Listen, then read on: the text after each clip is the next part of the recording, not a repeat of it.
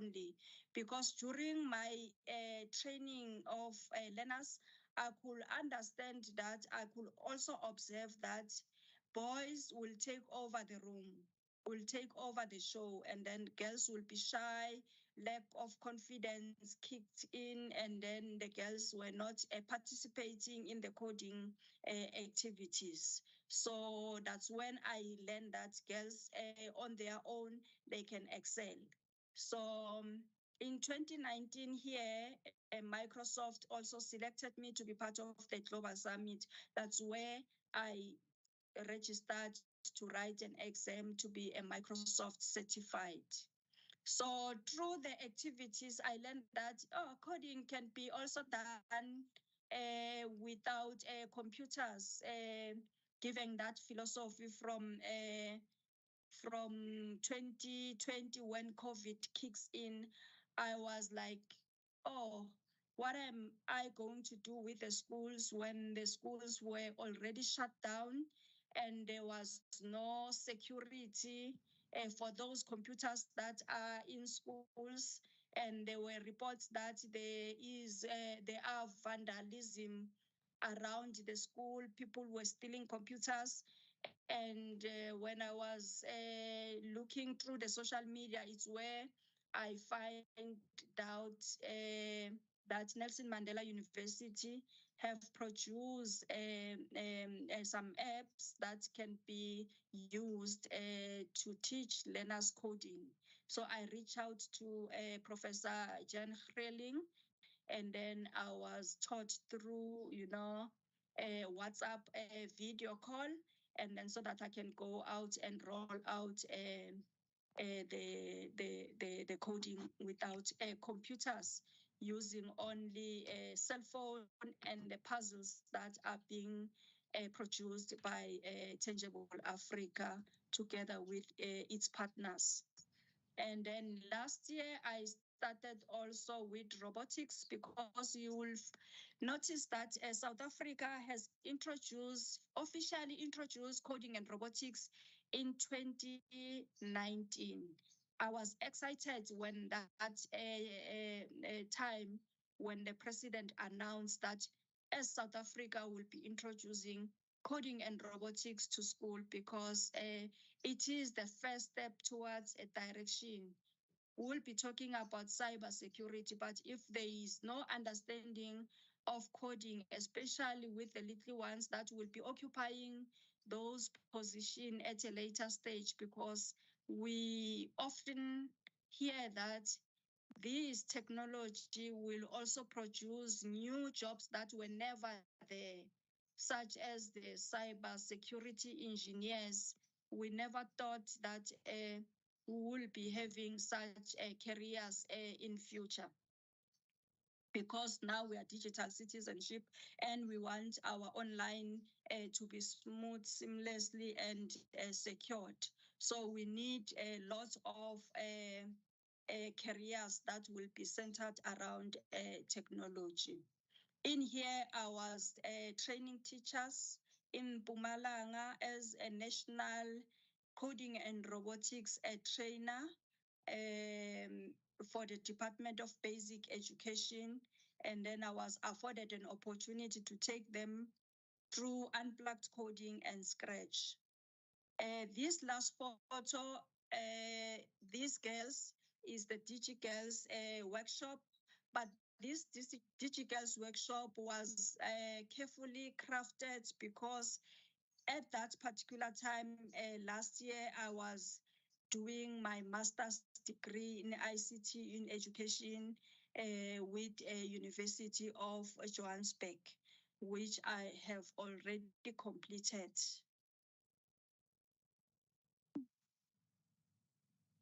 Right.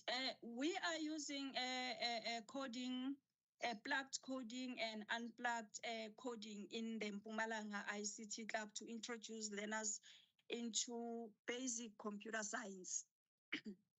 So here, I think the audience will understand that when we're talking about the coding, we're talking about different languages that are able to communicate with the computers, that the computer can understand. And fortunately, in America, I learned something also that I can actually teach these youngsters coding or computer concept using bits. So tomorrow I'm leaving to Limpopo. On Saturday, I'm having a DigiGirls where we are going to talk about binary codes and using bits. So I've bought a bunch of bits so that I can be able to introduce this concept to the girls there in Limpopo. That will be our first, coding with bits in Limpopo. So we are using plugged coding and unplugged coding. As you can see that plugged coding is when you are using, big machines like you see the laptops. But here we are using these pieces of puzzles that are produced by Tangible Africa, and we are using tablets in Pumalanga, especially schools have received so many tablets that are lying in the strong room, dusty, not connected, and yeah, it's a struggle because no one wants to take an initiative. So we are training teachers to use those devices and also purchase the tokens from the Tangible Africa organization. So the story of South Africa is it's not unique. I was in the US, and then in the US, I met also other ladies who are in the ag tech space that are coming from Sierra Leone, Nigeria, all our African countries, including the Middle East and Asia. So they're also facing the same problem of dysfunctional computer labs, shortage of computers, and they are very costly, as we know, crime and lack of security around our schools, that even if you have a computer lab fully functional today, but tomorrow you don't know what will happen to those computers. And we have also lack of qualified teachers who are passionate about computers, who wants to learn, who wants to, to improve from what they have learned in the College of Education and also in other universities when the skill of computers was not there. And yeah, it's very intimidating also to put a computer in front of the teachers. And then we talk about programming. It's a very, you know, scary thing for teachers to touch that particular word when we talk about programming. And then I've seen that, I've observed that when we train teachers around our province, Mpumalanga and other provinces, that they ask me to come and assist. There are lots, and now we have this issue of a load shedding. It's no longer a load shedding because when I checked today in my schedule, there was no load shedding, but we've got here in Pretoria some electricity cuts, and it's chaos everywhere. So you can see that when teachers are supposed to implement this using computers, obviously they won't get through the whole program. So with unplugged coding, we are very comfortable, and then we see also some kind of excitement amongst our learners, especially because more of the learners, because teachers are bogged down with curriculum. They are busy with their curriculum. They want to achieve what they called ATP, annual assessment task that the Department of Education is monitoring. So most of the time, I'm doing these activities of coding with the learners. It's not purely my job as an e-learning specialist. I'm only responsible for training teachers. So I just see an opportunity, and then I see the future, and then I see these youngsters being, left behind, especially in the deep rural areas of Mpumalanga, Limpopo, and all our provinces. Many people, they don't like to travel through those gravel roads and reaching out to these learners. And as technology advances, they are being left behind. So we took it upon ourselves as Mpumalanga ICT Club, working along with other partners to make sure that we reach out to these learners. Basically, when we train these learners coding and also robotics, we are not interested on whether they grasp the computer science, program, but we wanted to unleash collaboration skills and creativity, problem solvings, and also other related skills that are needed in the 21st century skills. We see these learners, we observe them taking leadership, we see them debating their point through, we see them growing in the moment when we share the coding activities with them.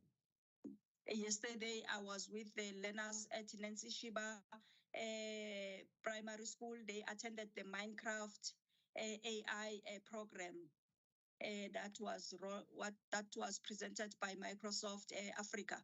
And they were very excited. They will be able to follow because some of these youngsters, they play these games. But when you tell them that now we are going to create your own computer game, they were like, no, it can't happen because they are used to consume lots of games that are there. And some of the games are not giving them education. So other skills that we also emphasize is computational thinking, so that every day these learners and everyone is also part of the problem. So if you are unable to look at the problem into small bits and to recognize how many times does this particular problem happen in your life, and then you won't be able to solve that problem. It will remain with you. So the computational thinking skills, it's applicable in our daily lives. So there are also other projects that we have that I have highlighted, and then we are using the Tanks app, Rangers, and the Boat app for the little ones. And then we are also on Scratch using a plugged coding. And then we also implement Minecraft Hour of Code because that's where we started as Mpumalanga ICT Club when we didn't know about Scratch. So we were introduced in the Minecraft Hour of Code. And we also encourage teachers to look for also block-based coding when they use plugged coding and some of the maze games that they introduce in the classroom and also integrate with their subjects. So we've got this initiative in our club. We've got the Tangible Africa supporting us when we host the Coding for Mandela competition tournaments, where we select schools to enter the competition and they win from our club to join the national competition. And now the competition is international. And then now it's Hour of Code. We also, encourage teachers to at least host an Hour of Code some days in the school, and it becomes part of their program at the school. We also participate in the Africa Code Week. That is why I shared to you that I'm also a Scratch judge or African Code Challenge judge. We know that change sucks, and one of the the tools that environment coding environment is the Scratch that we use. And then the DigiGirls, I have also DigiGirls is a Microsoft program. It's a Microsoft program targeting girls in high school to connect them with professionals who are in the IT space, and then they learn about cybersecurity. They learn about different types of online programs and careers through the STEM environment. So now that I come from US, we were introduced into Technovation and Tech Girls, and US Embassy has a Tech Girls where they recruit girls for an exchange program in the US. So I'll be also mentoring those girls that will be selected in South Africa. So this is our photos here. We are training teachers in Mpumalanga with the unplugged coding. This is the DigiGirls when we celebrate every year the DigiGirls initiative. Here it's when we're hosting our Mandela Day coding tournament. So this is my story, and I'm available on Facebook if you want to follow me as Nomusa Keninda or Mpumalanga ICT Club. I've got also an online presence in the LinkedIn page with a lot of connection now that I'm coming from San Francisco. There are lots of people that are interested in coming and assisting us in South Africa. And my contact details are there.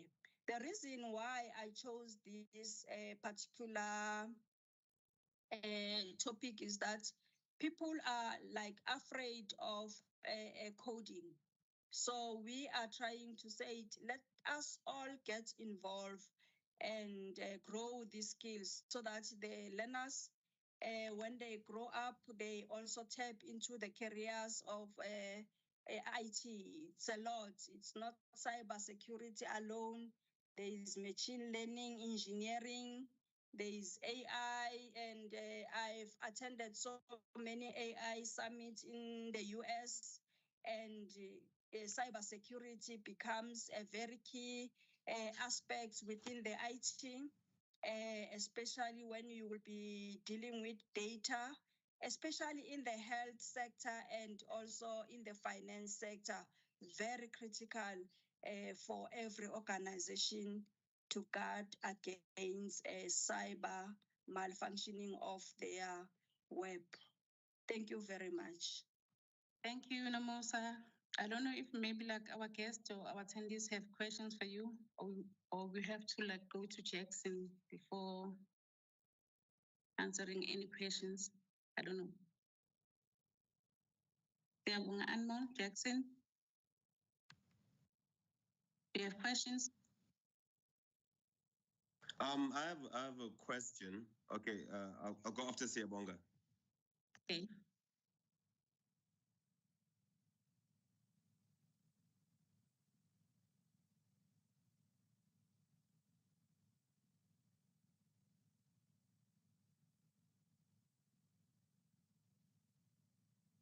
Mm-hmm.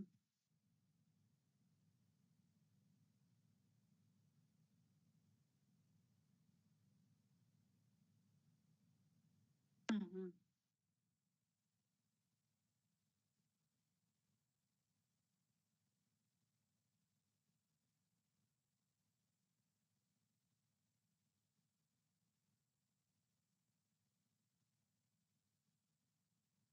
Come again. I heard about donation.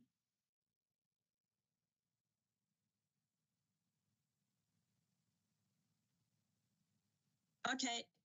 Well, I don't know what to say, but what I have looked in, and I was also capacitated when I was in America, is that there is a political dominance of some programs that are coming in Africa, and people, they want to dominate space in the education environment with their products, like whether you can say it Microsoft, Google, or whatever. They just fighting for monopoly to make sure that their products are getting, preference for use. And I accept only donation through partnership where it comes with funding. So if you can, there are so many, there are so many programs that are, freely offered to us, but we refuse to take them because they don't come with that element of funding. And then we also look at the main objective of this particular program, whether is this Raspberry Pi trying to get the monopoly in that education environment in South Africa or not. So that is why basically we selected the few that we work on because we've got a long-standing relationship. I'm not sure whether I have answered you correctly. Yeah. Okay. No, thank you. Thank you. Hi, Manomosa.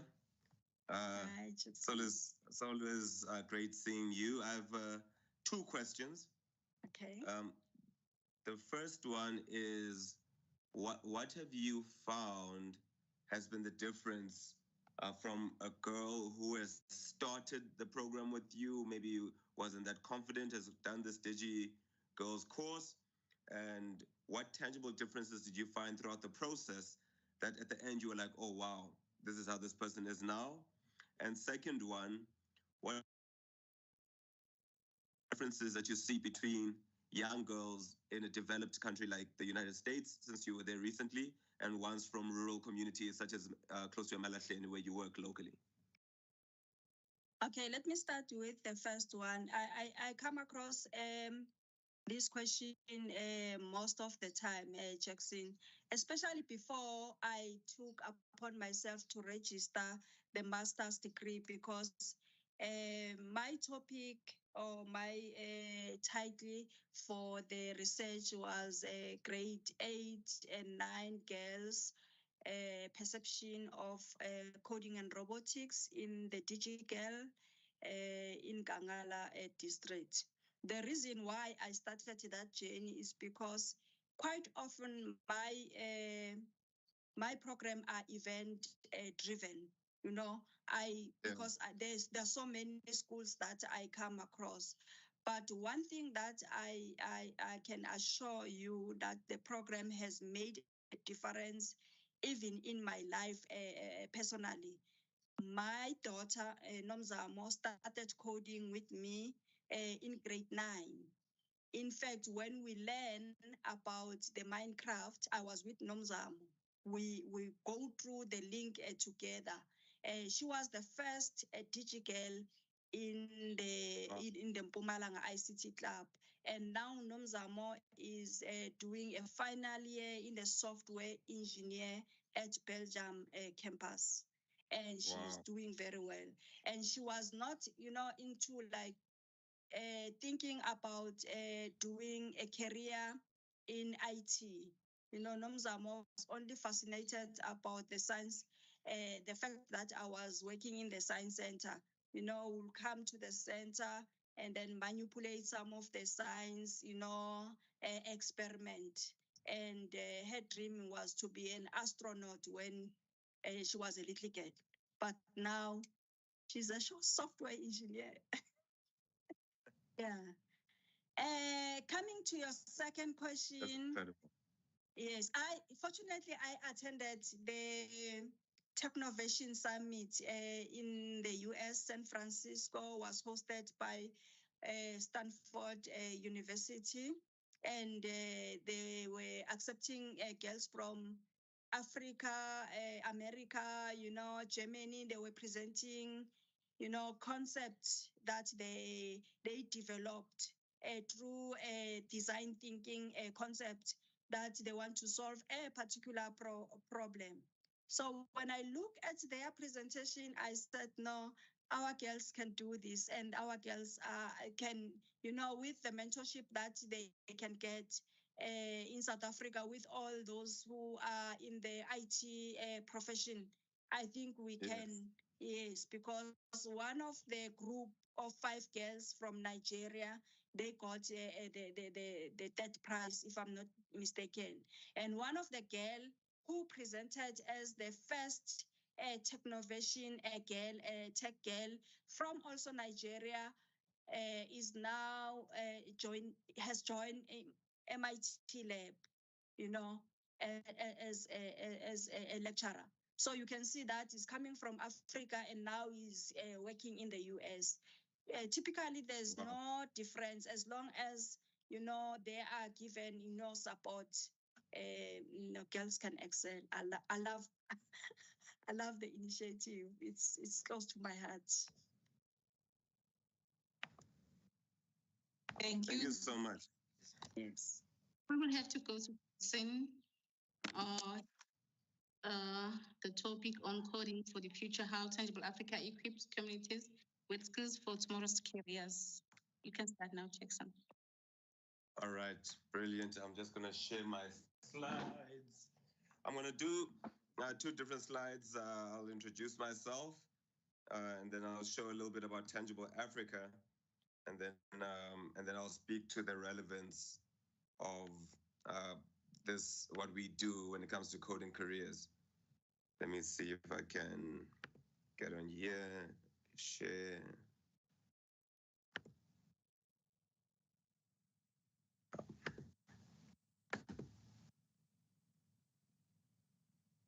Are my slides visible?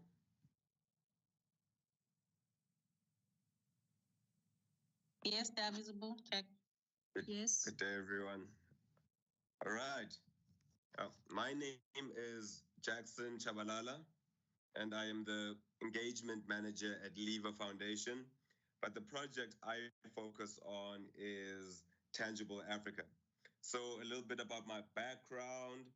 I have studied industrial psychology undergrad at the Nelson Mandela University, and I did a postgraduate diploma at Henley Business School, focusing on management practices. And I'm currently an MBA candidate at the same business school, Henley Business School, which is an internationally recognized business school. Yes, and I was a recipient of the Mail and Guardian 200 Young South Africans award this year, one of the 200 recipients. And I'm just someone who's really passionate about shifting and changing the African narrative. I believe that the history that we have in Africa is a rich history. It's a beautiful history, but some history that is tainted with the assumption that Africa is a consumer rather than a producer and innovator in the tech space. And I would love that to change. I'd love the narrative to be seen by Africa being a global player in tech innovation and implementation of tech solutions. And that's where my passion and my purpose link with my profession, because Tangible Africa focuses on bridging that gap, bridging the digital divide. So to introduce Tangible Africa, I have a slideshow, and then after this presentation, I'll just speak about how this all relates to careers in cyber security. So imagine 2 Africas. That's the first thing I want us to do. Imagine an Africa that is the hub of technical innovation. And then there's another Africa that is still in the shadows, disconnected from the digital world. Well, this is not just a concept, or it's not just an imagination, but it is reality. It is the current reality we live in. So I would want you to also now realize that what we're working on is turning that Africa that is in the shadows to being the one that is the hub of innovation. And where does this begin? It begins in the classroom.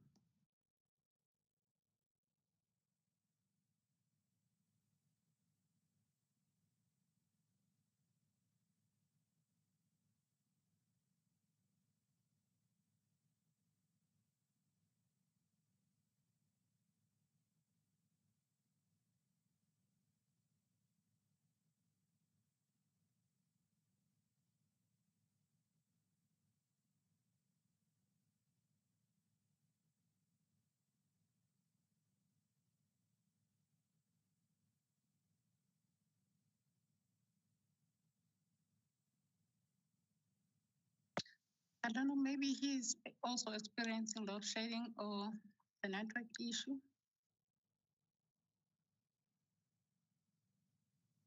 I I thought it's in my case, but I can see that this Jackson has frozen.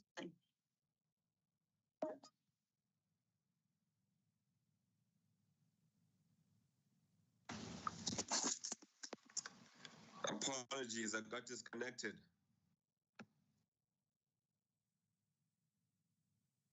Am I Yeah, back? we are still Yes. frozen on the screen. Am I still frozen on the screen? No, I think you're fine now.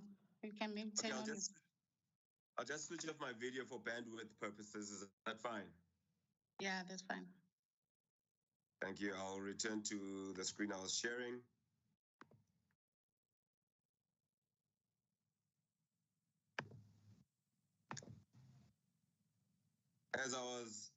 As I mentioned earlier, that Tangible Africa's goal is to bridge these disparate worlds, to bring that one that is in the shadows, lingering, disconnected from the digital world, to this innovative hub of technology that we speak about. But where does this begin? It begins for us in the classroom. And what does this classroom look like? It's not a classroom that has high technology, full computer labs, and robots all over the place. What you need to do is just have a dedicated teacher, a set of tangible tokens, and a low-cost mobile phone. And that right there is the genesis of the digital revolution. So where does Tangible Africa really come in? Well, we introduce coding concepts to learners without the use of computers. We do it by them having fun. They play a game, one of our many flagship games, whether it is boats or ranges, and it is all about learning computational thinking concepts, movement, sequencing, if conditional statements, while using puzzle pieces that instruct a vehicle or object in the game to move a specific way. So the way the puzzle pieces and tokens are assembled allows learners to understand the basic concepts of coding while also having fun. There's no need for computers, there's no need for internet. It is just an open space for learners to be curious, interested, and collaborative. The idea here is to demystify coding. And of course, on this journey that we're on, there are certain heroes that have joined us. The first one is Bohle Piccoli. He was introduced to the game when he was a grade 11 student. That's when he became interested in computing sciences. He then decided to do really well in school so that he could register for computer studies at Nelson Mandela University. And then he registered for his computer studies. He graduated this year and is now working with one of our partners, a local software developing company. For us, this is the roadmap to success, bridging the gap between the digital divide of a learner that comes from an environment where they might not know much about digital skills to be working as a digital innovator. The curiosity was met with practical implementation. And this is what we look forward to and many more stories such as Bushes. Secondly, our girl coders, girls that have found their voice in coding, but not only that, also in public speaking and being able to meet with the president of the country at one of our Mandela Day tournaments, which was mentioned by Umamno Musa earlier. For us, it is critical to make sure that we promote girls in coding or women in tech as the different terms exist. This inspires to show that equality is the name of the game. And not only equality, but equity in how we do it. As we have found with Tangible Africa, 60% of our beneficiaries and the people who work with us are women. And then we also have the tangible three. These are gifted learners who we had met in primary school. They had played our game, and then we identified them as skilled learners who deserve an opportunity for a good computer education. So, one of our donors afforded them full bursaries to go to a good computing school here in Port Elizabeth, Gqeberha, South Africa. This just shows that individual investments can change the trajectory of a young person's life. And our most recent hero, one that makes me emotional, is Masibulele Naki. We have developed a project called Bona Africa in partnership with Bona Ubuntu, that works on giving education to visually impaired learners. And we have created our game to be a tactile game that can also introduce coding to visually impaired learners who are low sighted or blind. This is what Masbolele Naki has to say after playing the game. Well, the more I play the game, the better my problem solving becomes, or my thinking becomes. And of course, this is not possible when we're just walking by ourselves, but on a journey, we have people who partner with us. And we are very thankful for sponsors such as AWS and communities and BBD and SAS and the many sponsors who have come alongside us and helped us in our journey. So we understand that to go fast, you can go alone, but if you want to go far, we need to go together. And for us, it shows that the difference is made practically. We believe that the future of Africa and the future of the globe is in its youth. We need to invest in our youth and make sure that we understand that if we are to create sustainable solutions, we need to start from the grassroots levels of educating our young people to prepare them for careers of the future. And the careers of the future are digital. So, how do we get learners to integrate themselves in a digital world while still being safe, secure, and able to have fun and never forget about the physical attributes that are needed? It's not only about sitting in front of a computer, but it's all about engaging with others. It is very important to demystify coding, and the future is tangible. So that is a little bit about Tangible Africa. To this point, we have reached or impacted over 100,000 learners and trained 30,000 teachers. We are currently the proud point of what we are doing is that this is a Gqeberha born, Port Elizabeth born project initiative from the Nelson Mandela University and Lever Foundation, and has now found global relevance. Our project has gone from South Africa to Zimbabwe, Zambia, Ghana, Namibia, Uganda, Cote d'Ivoire, Kenya, and has now gone overseas to Dublin in Ireland, the UK, Sweden, Estonia, North Macedonia, Cyprus. And we are showing that this is not just a poor project, but it is one that is crafted for brilliance and excellence and has relevance across the world. So that is Tangible Africa. And now I want to speak a little bit about my topic for the day. And that topic for the day is, I'm just going to stop sharing quickly until I open my second slide. My topic of the day is coding for the future. And now, us as Tangible Africa, are making sure that we're preparing our communities with tomorrow's tech skills. Can I just get an indication that um, you can see my slides? Yes, Jackson. Perfect.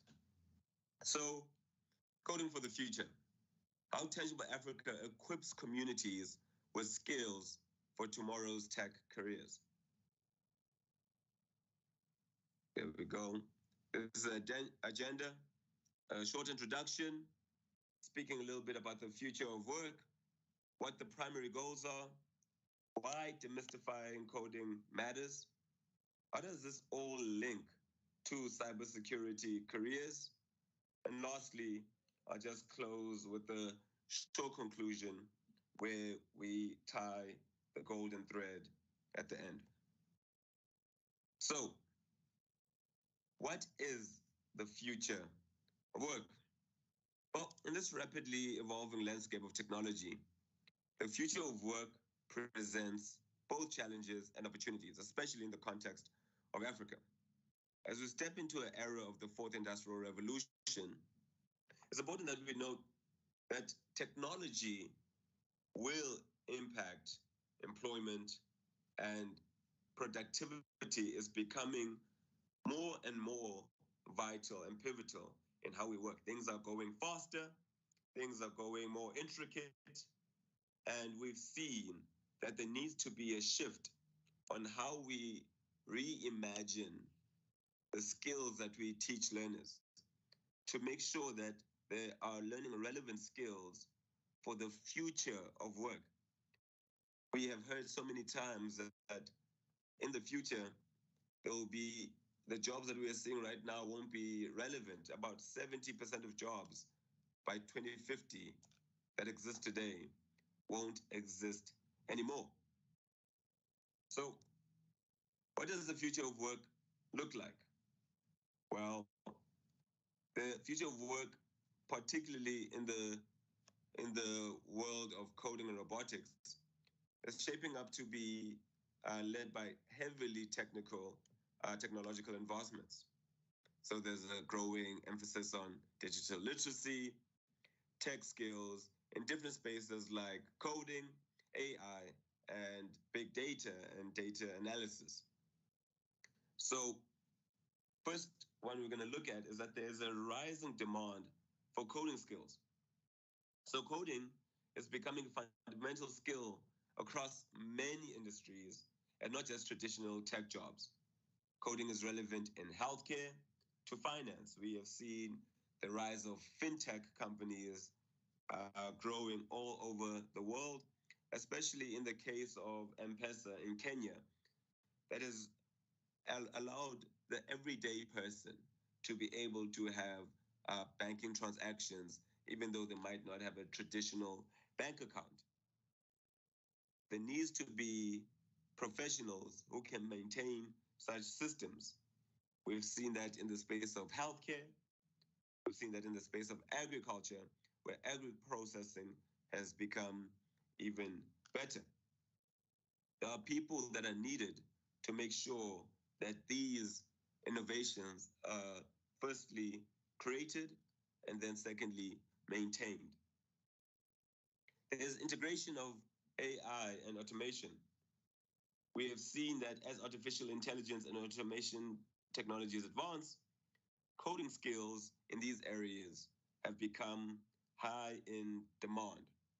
There's been a recent case of with ChatGPT, where there was a firing of the CEO, Sam Altman, and then immediately after he was fired, he was offered a job by Microsoft to head up their AI research department. And the employees of OpenAI actually came together to demand the reinstatement of Sam Altman or they would quit their jobs. Something about 700 out of 770 employees were calling for that. And then the CEO of Salesforce told them whoever wants a job at Salesforce as a AI engineer will be paid whatever OpenAI is offering, and they will get some equity options as well. This is just testament of the opportunities that exist in this world. Then there's an emphasis on continuous learning. Well, with the rapid development of these technologies, they always need to be updated. So there needs to be lifelong learning and adaptability that is essential for professionals in these fields. There are more opportunities for freelance work where people can stay in their homeland so that they don't have to leave Africa or leave a different community that they feel proud to be in to go chase work in um, a more developed city or in a more urban area where there's a lot of economic advancements happening. So there can be a better, yes. Mind if you can maybe like switch to the link that I just sent here. Because I think this one will like kind of, I don't know. They just sent me a notification that it will end at 16, at 18, sorry. Do you Oh, mind is there another link that has been? Yes. Check on the Alright, chat. I'll The join link that link. So I'll just get out of this now and join the other link. Okay.